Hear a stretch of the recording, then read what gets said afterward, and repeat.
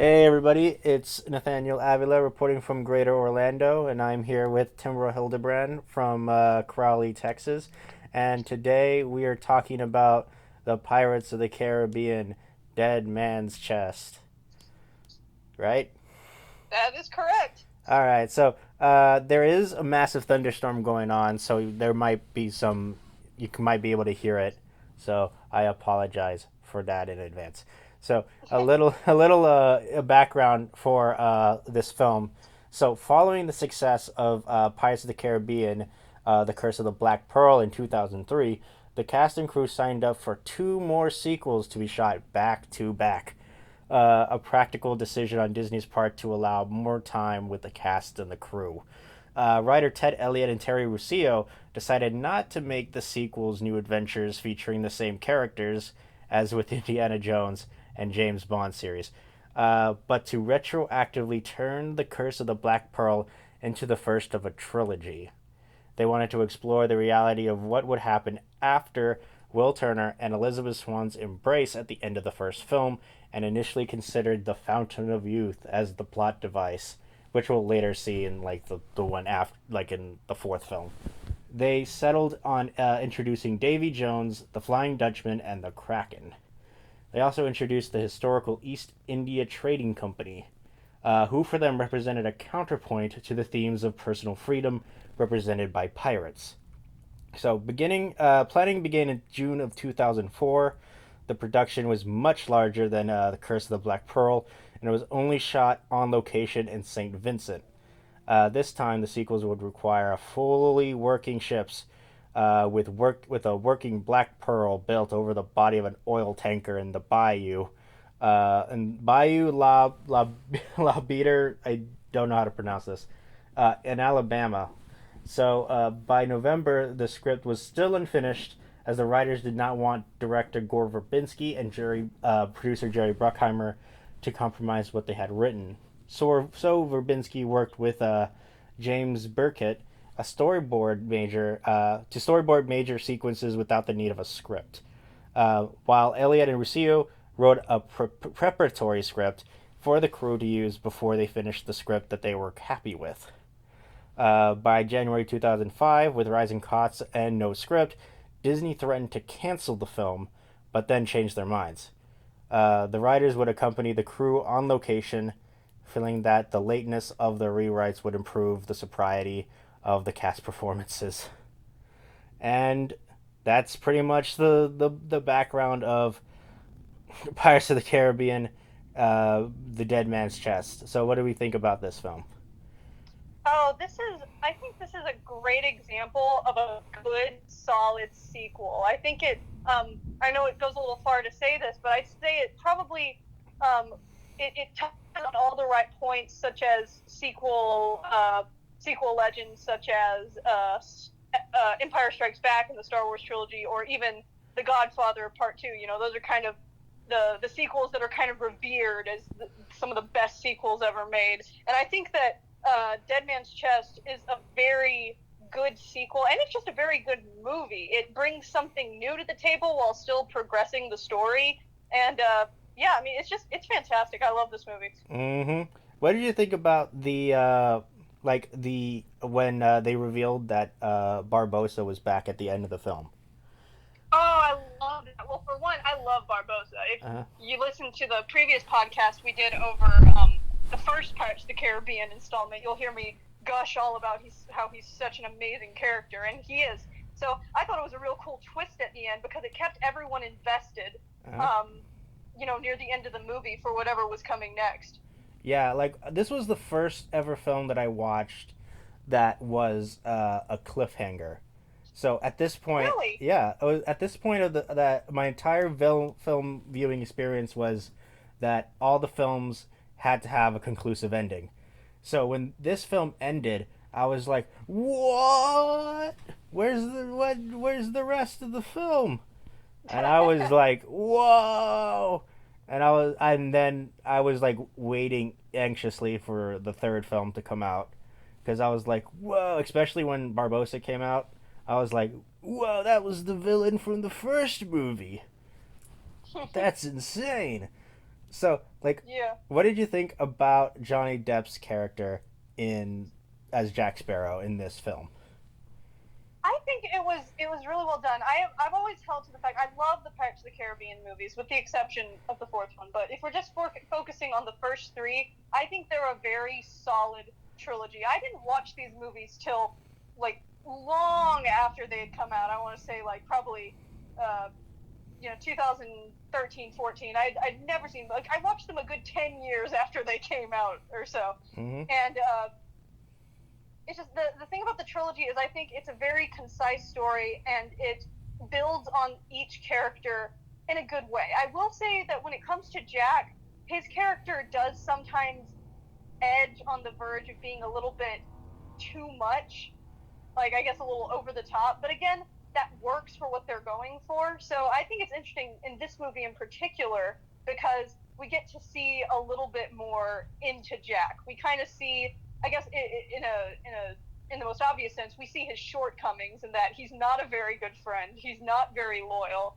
He's definitely out for himself pretty much the entire time. But we also see him kind of like grow out of that near the end of the movie. I guess we see that his character is very cyclical. He's out for himself, so he might do something good every now and again, but in the end, he's really out for himself. He's a very self-centered character, and in this, I think we really see that kind of like duplicity that he has in how Right. he lives. So, like, yeah, because you said when he came back, because after when the Kraken was like destroying everything, he escaped, and then Elizabeth was like, "Oh, you coward!" And then he comes back in a heroic fashion, and then after they subdue the Kraken for a while, she basically makes out with him for a little bit, and then uh, like handcuffs him to the mast in order to sacrifice him Mm-hmm. to the Kraken. Because it makes sense because the Kraken will not stop pursuing them until they get Jack, which is what the Kraken wants. Uh, Yeah. so and then Will saw them making out, and do Poor they? Will. Yeah, do they? Does he ever bring that up again? Yeah, they talk about it in the third movie. Oh, okay. And then when she comes back, and he was like, "So where's your boyfriend?" And then she's That's like, literally what my brother said while we were watching it. "Yeah." So he was like, "Where's your boyfriend?" And she's like, he volunteered to sacrifice himself before he said the word pirate for some reason. Oh yeah, I think it's interesting because in this movie, one of the things that I think marks a good sequel is that we see each character, we learn a little bit more about each character, and we see them grow Uh-huh. each a little bit, whether for the better or for the worse.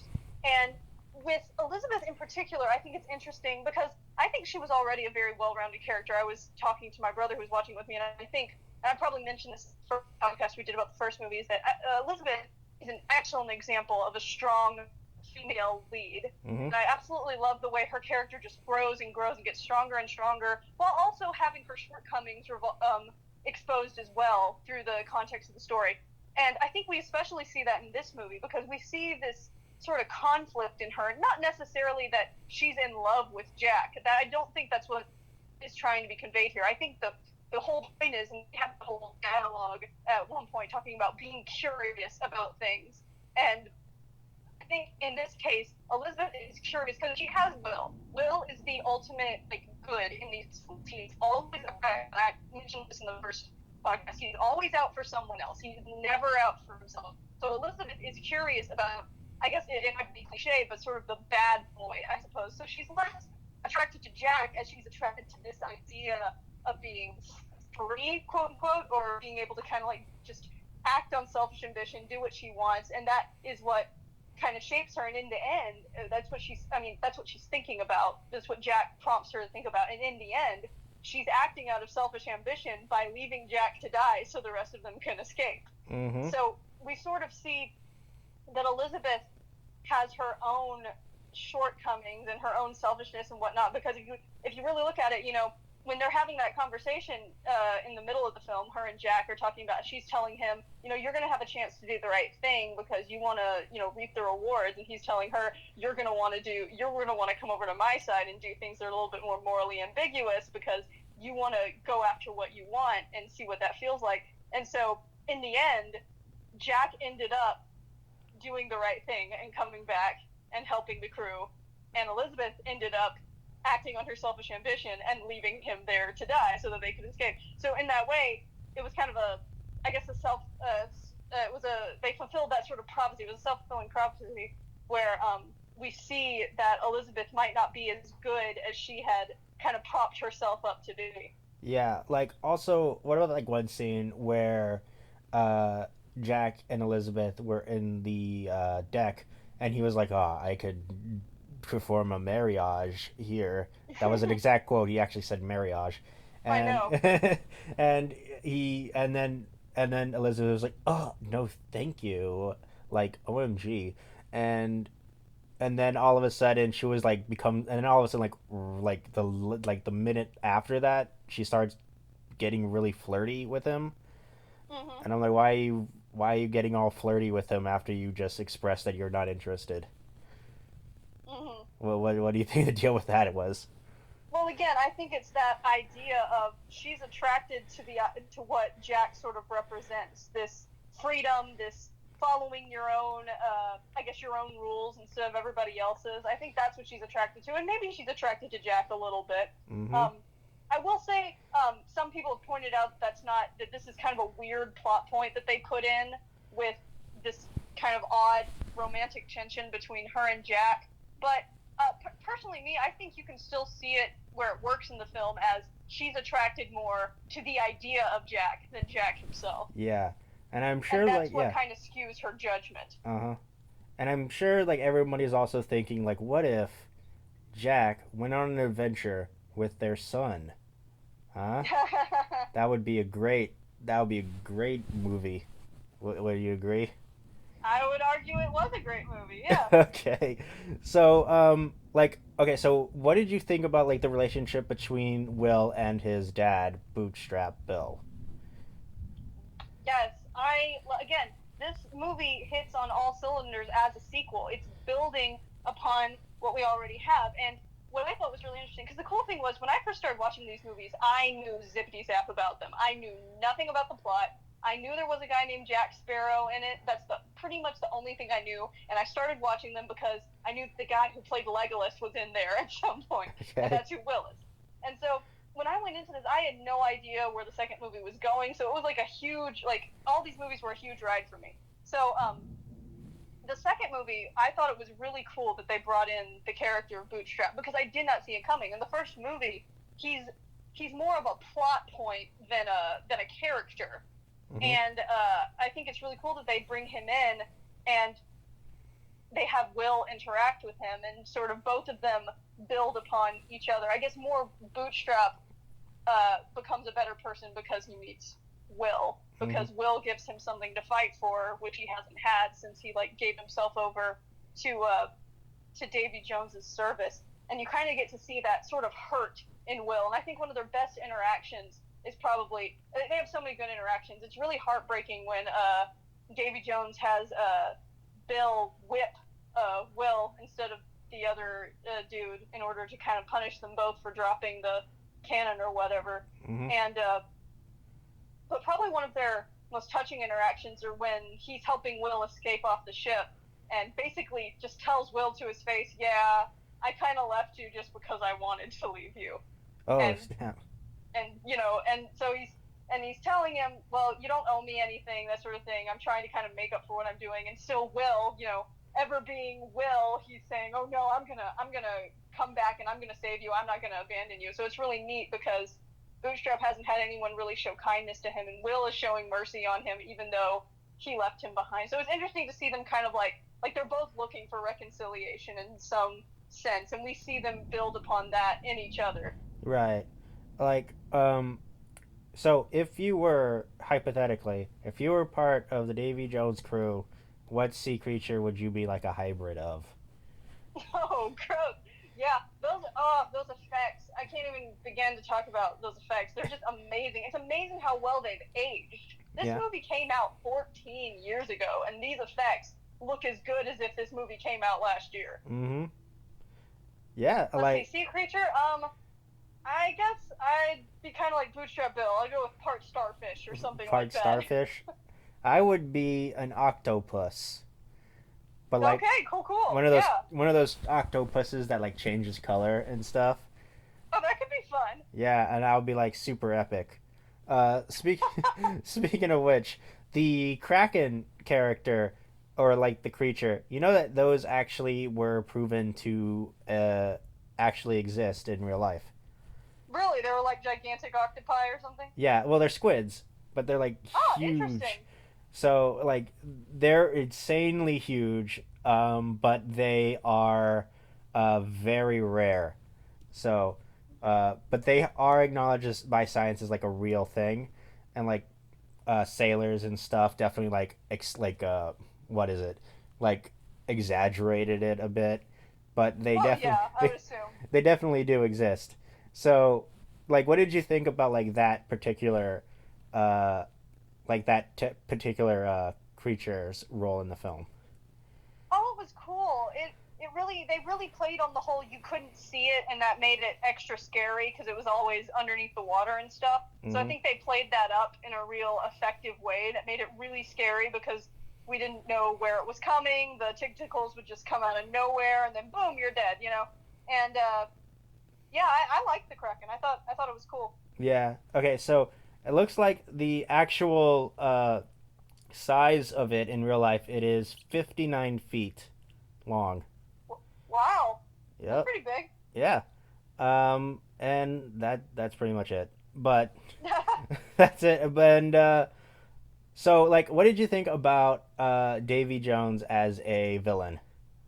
Oh my goodness. If there's one thing that Pirates of the Caribbean does well in every single movie, it's that they have fantastic villains. Even in the fourth movie, which I'm not super crazy about, their villain is still excellent. And Davy Jones is by far one of the best.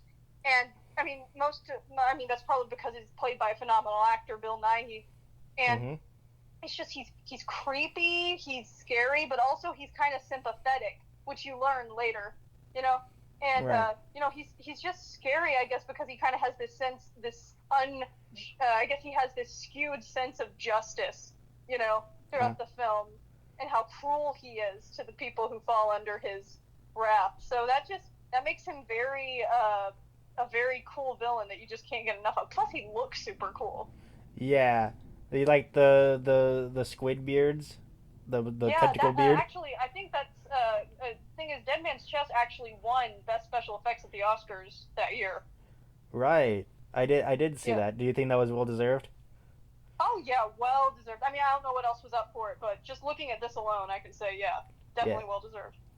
So, what did you think about the other villain in this film, who becomes like the real villain in the third film? Uh, Oh yeah, Beckett. yeah, Beckett, played by Tom He is the Hollander. absolute worst. I hate him so much, but like that's the reason he's such a good villain. I Uh, hate him so much. He's the absolute worst. yeah. So, like, what do you think? Like, I think he definitely represents like corporate imperialism. Would you agree? Well, yeah, I mean that's what the East India Trading Company was. It was kind of like you know incorporating the world and whatnot. Mm-hmm. They were like, let's try to like take over, like plunder like all the resources within the new world for profit. Yeah. Um, so he doesn't really make that much of an appearance in this film, but he definitely breaks out in the third. Uh, so, and then what would you think about like the new characterization of Norrington in this film? Norrington. Norrington is such an interesting character, and he could have been easily a throwaway character. Because in the first movie, he could have easily. I guess what I'm trying to say is, in the first movie, it would have been very easy to make him kind of a throwaway character. Like, oh yeah, he's the other guy, that wants to be with Elizabeth. But I mean, obviously, she's not going to end up with him. But the thing is, in many ways, Norrington and Will are very similar. They're both duty bound. It's just Will's duty reflects more on like his personal convictions and morality, and Norrington's conviction laid strictly with the law. So that's what put them at odds with one another. Any other sense, they probably would have been on the same side. And they made him a fairly complex character even in the first movie by showing that he genuinely had feelings and compassion for Elizabeth. And that Right. kind of made him different than just this. Like if he'd just been, I guess you sort of see this stereotype in a lot of rom-coms where it's a love triangle, but the boyfriend is a jerk, so why would she want to be with him anyway? Uh huh. With with Norrington, they try a little harder. They show you that he's a person, he has struggles, he has he cares about Elizabeth, and in this movie, you have even more compassion over him because he's lost everything, and he's and you feel pity for him because he's trying so desperately to rise back to his station again, and they build upon that even more in the third movie. So I like how we get to see Norrington at his lowest because it kind of humanizes him a bit more and humbles him and lets you kind of like him a little bit more, I guess. Mm-hmm. And I remember there was this major, heavily choreographed fight scene within between Jack, Will, and Norrington on the Mm-hmm. island. That was a pretty cool fight scene, right? Oh, it's by far my favorite in the entire series. It's so cool. It's utterly ridiculous, but it's wonderful. Yeah. Like I was watching I would watch what is it? A commentary by Ted Elliott and Terry Russio, who wrote the film, and they were saying that when they were like, because they would be constantly throwing swords to each other in various parts of the fight sequence, and Mm-hmm. they were saying like maybe we should have just put in subtitles "not enough swords," and then I was like, that would be pretty funny. So like I know that this entire sequence was really, I would definitely classify it as very cartoonish, but it definitely works for this style of film. Oh yeah, definitely. Yeah, like would you say like this film's a bit more like a bit more cartoony than the first one? Um, no, I mean, I guess I could say that they might have taken what the first movie did and kind of amped it up to another level. Uh So huh. in that way, I guess you could say it was a little bit more cartoonish. But the thing about this movie that I think makes them so fun and unique is that they play on this fun adventure fairy tale kind of aura, Mhm. which makes you believe that like anything is possible in this world. And so that I'd say that the movies kind of their tone, how they manage to balance comedy with severity and drama with humor, is very similar to the original Star Wars movies or even the more recent Star Wars movies. In that you have your action, you've got your romance, you've got your humor, and it all kind of blends together to give you this fun adventure. And I Right. think that's very similar in these movies. Mhm. So in a way, yes, you could say it's a little cartoony. I mean, it is ridiculous that you have these guys on a gigantic hamster wheel doing a three-way sword fight, which again is very hard to choreograph, I'm sure. So it was very impressive, I thought. But yeah, I think that's part of the fun and part of what makes Pirates of the Caribbean Pirates of the Caribbean. Uh huh. So like, what did you think about like the characters of Pintel and Ragetti in this film? I love that they brought them back. They are delightful side characters. All the side characters, Gibbs, Pintel, and Rigetti, they're super fun, and I was so glad to see them again. And it was fun because even in the first movie, when they're the bad guys, you find yourself rooting for them just because they're so much fun. So it's cool to have them sort of on the good guys' side so that you can properly root for them. Yeah, and in the end of the film, they were like raising a toast to Jack Sparrow, and then they're like to Jack. There was never a captain like him, even though we mutinied against him twice. Yeah. for for that, and then so the uh, the so like anything else you would like to add about this particular film? I mean, it's a really solid sequel. It builds on what you loved in the first film and leaves you wanting more. And it's just a good story. It's a good story about camaraderie and friendship and romance and stuff like that. And I think it's just fun. It's fun and it's meaningful, and it's not easy to do both. Mm-hmm. Oh, and then what do we think about like the character of Dalma, Tia Dalma? Oh yeah, we didn't even talk about her. She's super cool. It's Yeah. so funny because they make her look so creepy in this movie, but she's gorgeous in real life. I mean, Mm-hmm. she still looks gorgeous in this movie, just creepy kind of gorgeous. But Yeah, like a voodoo queen kind of way. yeah, exactly. She's a lot of fun. She doesn't have much time on screen, but the time she does have on screen, I think it's safe to say she totally steals the show from even Johnny Depp, who's Yeah, in the room with her, yeah. which is impressive and not easy to do. And then they're like, And then she was like, "Where's the? Let me see your hand." And he like shows her his hand, and it's the black spot. Oh my gosh!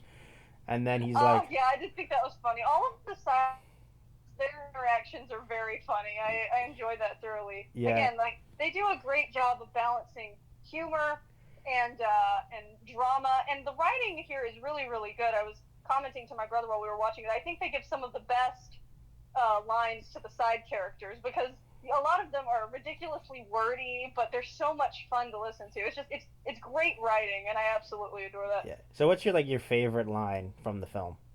A favorite line? Yes. That's hard. I'm not sure. There are a bunch of good lines. I love it when he turns to Gibbs, and I'm probably gonna quote this wrong because it was really complex and hard to remember. He was like, "I have every no, I can't remember what he said. He said, "I have every bit of confidence in your reconcil. What was it?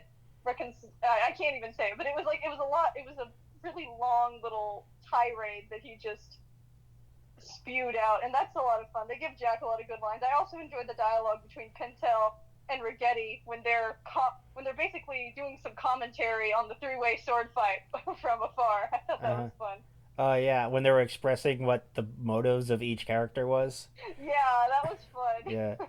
So did you know that the "I got a jar of dirt" line was actually improvised by Depp? I did know that. That's Oh, pretty yeah, funny. yeah. And then all the characters' reactions were real reactions. Yeah. Did we mention actually when Barbosa came down at the very end? Those were all real reactions too. They told the cast that it wasn't Barbosa who was going to come down the stairs, but Anna Maria, who was Zoe Saldana's character in the first movie.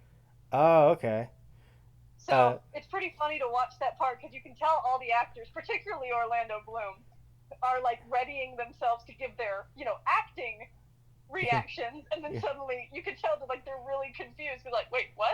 and they're like, "Ooh, I got to go back and see that reaction again. I'll do that Oh right yeah, after it's this." fun. It's fun to watch. It's only for like a split second, but it's really funny to see the look on their faces because you can tell they're genuinely surprised. Yeah. So, this was a pretty fun film. It was definitely really good. Did this come out in the summer? Uh, I'm guessing it probably did. yeah, this feels like a summer blockbuster. Yeah, Let's see this would what. definitely be a summer movie. I feel like. Yeah. Oh, it came out on July 7th. Yeah. So it is. Okay, I figured the first movie came out in the summer. I know, so I figured they'd follow suit for the others. Mm-hmm. So, let me see how much money it made. Box office. It made $1 billion. That's a lot of money. Yeah, and it cost 225 million to make. Oh wow, so they made quite a bit of a profit. Yo, yeah, that's Disney for you. They know how to Yeah. make the moolah. So, Oh yeah, for sure. so I guess that's why it spawned like two, three more sequels. Yeah. Are you? So in my personal opinion, it probably should have stopped at the third movie. Okay. Yeah, I think so too. Because that's when Gore Verbinski left. Yeah. So, is there gonna be another one? I know that there were rumors of it, but hopefully they'll just kind of lay it to rest. I hope because I think they had a nice little wrap up in the fifth movie. Right. Where But Will and who Elizabeth come knows? back, and they were Yeah. like, "Hey, we were in the movie, the other movies too." Yeah, that's what I don't like about the fourth movie is that they take out two of the key characters. Yeah. Oh yeah, that's when they tried to make Jack Sparrow into a main character rather than It's just like a supporting it character. doesn't work. Jack cannot carry a movie on his own, and I think that shows in these movies. Like you need Will and Elizabeth in these movies because they're the heart of the movie. I absolutely agree. Yeah, like they're the quote unquote good guys. I mean, you could even go as far to say that Will is like the good guy, and hmm their relationship and all its, and I think they do a really good job with their romance, showing how much they care about one another. I particularly liked how Elizabeth was talking about how Will had taught her how to use a sword, and I was just imagining it'd be really cute if we had seen a cutscene of them learning how to, him teaching her how to fight with swords. I think that's really cool. Yeah. But yeah. Well, like that one scene at the end of the third film where he was kind of like licking her leg. Uh, I don't think that's what was happening, but Is that not what was happening? Because he was all over no, that leg. they were married. It was fine. Okay, it was under the sanctity of marriage, so everything's all good. So, any like final thoughts about this film? But yeah. Like, what would you rate this film? Rate this film?